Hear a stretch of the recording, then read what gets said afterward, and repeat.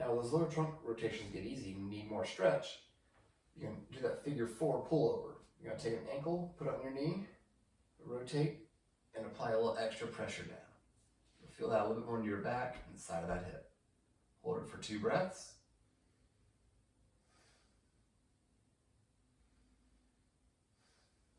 You can come back out, and you can just focus on one side if it's too hard to switch sides.